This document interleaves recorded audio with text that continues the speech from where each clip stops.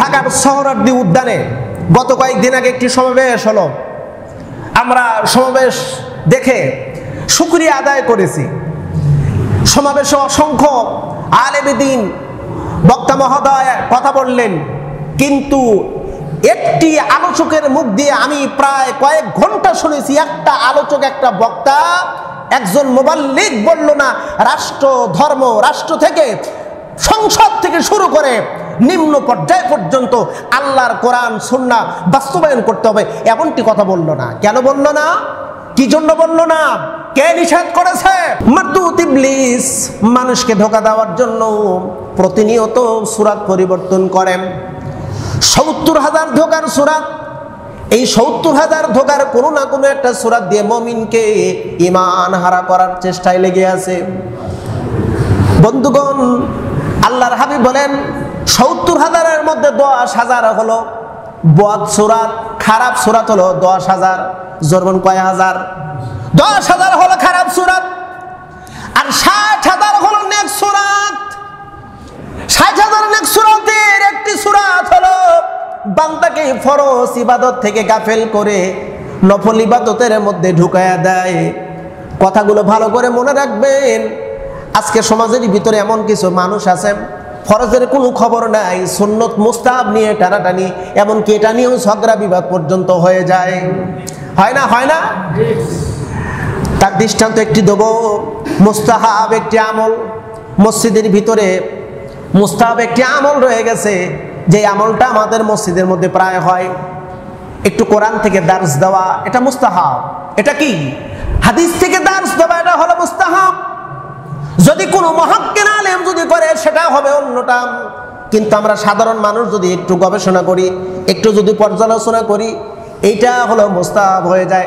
অথচ দেখি প্রায় মসজিদের ভিতরে এইটা নিয়েও ব্যাপক গোলমাল হয়, ব্যাপক গ্যালজাম হয়। অনেক জায়গায় আমি দেখেছি, বিশেষ করে এই তাবলিগি, এই যে তাবলিগের কিতাব আছে না, তাবলিগের বই পুস্তকগুলো আছে না, এই তাবলিগের বই পুস্তকগুলোর ভিতর দেখা যায় যে তালিমের বিষয় নিয়ে অনেক বিশৃঙ্খলা সৃষ্টি হয়ে যায়। মুস্তাহাব, এগুলো হলো মুস্তাহাব। মুস্তাহাব বিষয় নিয়ে আমরা অনেকের অতিরঞ্জিত করি। আমাকে কয়েকজন প্রশ্ন করেছে, এই প্রশ্নটা জবাব দেওয়া খুবই জরুরি আমি মনে করি। গত সপ্তাহে বলেছে, আমার মনে হয়েছে কথাটা। তাবলিগ মা মানাল তাবলিগ ওয়া ইসতিলাহান কাম কিসমান লাহু বায়ানা মুমাসসালা ওয়া মুফাসসালা। হয়তো অনেকে প্রশ্নটা বুঝতে পারেননি। মা মানাল তাবলিগ, তাবলিগ শব্দের অর্থ কি? ওয়া ইসতিলাহান, তাবলিগের সংজ্ঞা কি? তাবলিগ কাকে বলা হয়? কাম কিসমান লাহু, এটা কত প্রকার? বায়ানা মুমাসসালা মুফাসসালা, এর সঠিক ব্যাখ্যা বিশ্লেষণ কি? এর সঠিক ব্যাখ্যা বিশ্লেষণ যদি জানতে চান, তাফসীর রুহুল মানি সূরা মায়েদার ৬৬ নম্বর আয়াত পড়লেই তাবলিগের সঠিক ব্যাখ্যা আপনি বুঝতে পারবেন। তাবলিগ এর শরীয় অর্থ হলো প্রচার করা। তাবলিগ শব্দের অর্থ কি? একটু জোরে সরে বলুন, তাবলিগ শব্দের অর্থ কি? প্রচার করা। তাবলিগ কাকে বলা হয়? তাবলিগ কাকে বলা হয়, এর সংজ্ঞা কি? আল মানার গ্রন্থকার উল্লেখ করেছেন, তাবলিগ বলা হয় তারাক্তু ফীকুম আমরাইন। রাসূল বলেন আমি দুইটি জিনিস রেখে যাচ্ছি, একটি হলো কিতাবুল্লাহ, আর একটি হলো সুন্নাতে রাসূলি। আল্লাহর কিতাব পঙ্খানু এবং রাসূলুল্লাহর আনিত জীবন ব্যবস্থা, অর্থাৎ রাসূলুল্লাহর হাদিস পঙ্খানু মানুষের দ্বারে পৌঁছানোর নাম হলো তাবলিগ। কথাটা ভালো করে বুঝবেন। পুরো কোরআন, পুরো হাদিস সবগুলো পৌঁছানোর নাম হলো তাবলিগ।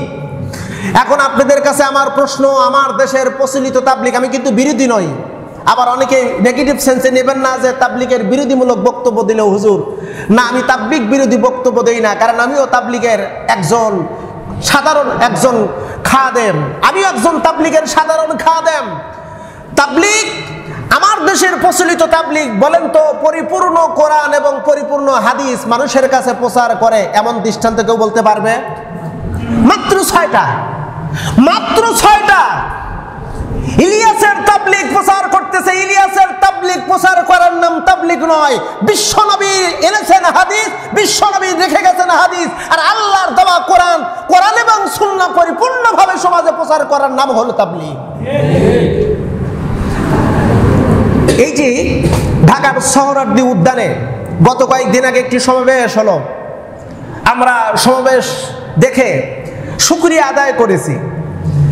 সমাবেশে অসংখ্য আলেমে দ্বীন বক্তা মহোদয় কথা বললেন, কিন্তু একটি আলোচকের মুখ দিয়ে আমি প্রায় কয়েক ঘন্টা শুনেছি, একটা আলোচক, একটা বক্তা, একজন মুবাল্লিগ বলল না রাষ্ট্র, ধর্ম, রাষ্ট্র থেকে, সংসদ থেকে শুরু করে নিম্ন পর্যায় পর্যন্ত আল্লাহর কোরআন সুন্নাহ বাস্তবায়ন করতে হবে, এমনটি কথা বলল না। কেন বলল না? কি জন্য বলল না? কে নিষেধ করেছে? কে বলছে তোমরা এই কথাগুলো বলবে না? মাত্র কয়েকটা কথাগুলো বলো। একটা কথা শুনে রাখেন, বিশ্বনবী সাল্লাল্লাহু আলাইহি ওয়াসাল্লাম শুধু যদি নামাজের তালকিন করতেন, শুধু নামাজের দাওয়াত যদি দিতেন, শুধু রোজার দাওয়াত যদি দিতেন, শুধু যদি কালিমার কথাগুলো বলতেন, বিশ্বনবীকে তার মাতৃভূমি মক্কা ছেড়ে যেতে হতো না। বিশ্বনবীকে মক্কা ছেড়ে যেতে হতো না। রাসূলুল্লাহর উপর নির্যাতন হতো না। রাসূলুল্লাহর উপরে সাহাবায়ে কেরাম শহীদ হতো না। এতগুলো যুদ্ধ সংগঠিত হতো না।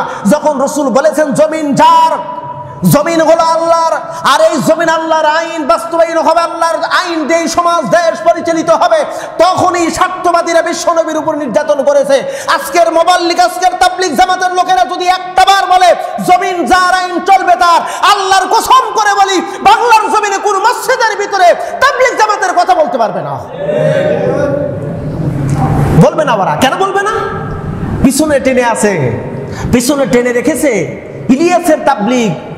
এটা কোরআন সুন্নাহ তাবলীগ না। আমরা এই তাবলীগকে আমরা বলি না, এর বিরোধিতা করি না। তবে হ্যাঁ, আপনারা এই তাবলীগের সাথে সংযোজন করেন। 6 ওসল কেন হবে? ওসল আর 6 নয়, ওসল হবে পুরো কোরআন এবং হাদিস। কথা বলেন, কথা বলেন। ওসল হবে পুরো কোরআন এবং হাদিস। আমি লক্ষ্য করে দেখেছি, নেগেটিভ সেন্সে নেবেন না। অনেকে আছে কোরআন সুন্নাহর দাওয়াত দিতে যায়, দেন ভালো আলহামদুলিল্লাহ, আমাদের দাওয়াত দিতে যান ভালো আলহামদুলিল্লাহ। আপনার পরিবারের খবর কি নিয়েছেন? আপনার পরিবারের সদস্যর খবর আপনি নিয়েছেন? আপনি তো নিজেই তো প্রতিষ্ঠিত না, আপনার পরিবারই তো প্রতিষ্ঠিত না, আপনি কাকে প্রতিষ্ঠিত করতে চান? প্রায় মসজিদের ভিতরে গেলাম, এই যে মসজিদের যে মুয়াজ্জিন পরিবর্তন হলো কেন? মুয়াজ্জিন চলে গেল কেন? প্রশ্ন করেন, প্রশ্ন করেন, আপনার নিজের বিবেককে প্রশ্ন করেন, মুয়াজ্জিন কেন গেল? আপনার আচরণ হবে কোমল, আপনার আচরণ হবে নম্র, আপনার বিনয়ী আচরণে মানুষ মুগ্ধ হবে। আপনার আচরণ যদি উঠা হয়, রুটা হয়, আপনার ভাষা যদি কর্কশ হয়, উগ্রবাদীর সন্ত্রাসীর মতন যদি ভাষা হয়, তাহলে শুনে রাখেন আপনি মুমিন হতে পারেন না। রাসূল বলেন মান সালিমাল মুসলিমুনা মিন লিসানি ওয়া ইয়াদিহি, সেই তো প্রকৃত মুসলমান যার জবান এবং হাত দ্বারা, জিহ্বা এবং হাত দ্বারা অপর একজন মুসলমান নিরাপদ থাকে। আমাকে ফোন করে অনেক কথা বলেছে, কেঁদেছে, বলছে হুজুর আমাকে মারছে, আমাকে গালমন্দ করেছে। সি ধিক্কার, আপনি কেমন মুসল্লি, নামাজ পড়েন, আর একজন মুসল্লি আপনার কাছ থেকে নিরাপদ পায় না? একজন হাফেজ মানুষ, একজন মুয়াজ্জিন হাফেজ, আরে মিয়া আপনার মতন শতবার যদি হজ করে আসেন, একজন হাফেজের সমতুল্য আপনি হতে পারবেন না। আপনার কিসের নামাজ? তওবা করেন, তওবা করেন। আমার কাছে কেঁদেছে, আমি বলতে পারিনি, আমার হৃদয়ে কষ্ট জমা হয়ে গেছে। একটা কথা শুনে রাখেন, রাসূল বলেছেন তুমি আলেম হও, আলেম যদি না হও তলবে ইলম হও, তলবে ইলম যদি না হতে পারো আলেম ইলম তুমি সহযোগী সদস্য হয়ে যাও, বন্ধু হয়ে যাও, খবরদার আলেমের শত্রুতে পরিণত হয় না। শত্রু যদি হও শুনে রাখো, ফেরাউন, হামান, সাদিদের সঙ্গে কিয়ামতের ময়দানে তোমার হাসরের ব্যবস্থা আল্লাহ পাক করবে। আলেমদের ব্যাপারে সতর্ক, আল্লাহ পাক বলছে আলেমদের ব্যাপারে সতর্ক। প্রিয় ভাই, প্রিয় বন্ধু আমার, এই কথায় যদি অনেকে কষ্ট পেয়ে থাকেন আমি ক্ষমা চেয়ে নিচ্ছি।